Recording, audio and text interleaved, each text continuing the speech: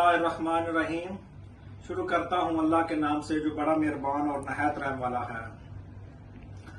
मेरा आज का वीडियो बनाने का मौजू है जापान के ऊपर। आज मैं आपको जापान के बारे में दिलचस्प मालूमात दूंगा।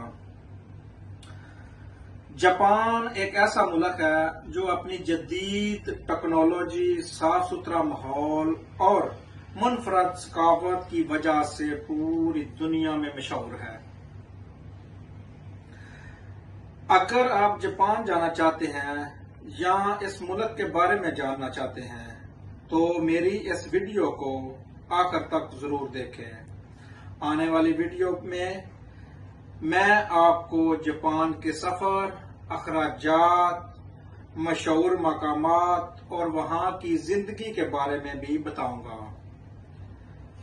मेरे चैनल को सब्सक्राइब कर लें, आइकन के बटन को दबा लें। अस्सलामु अलैकुम।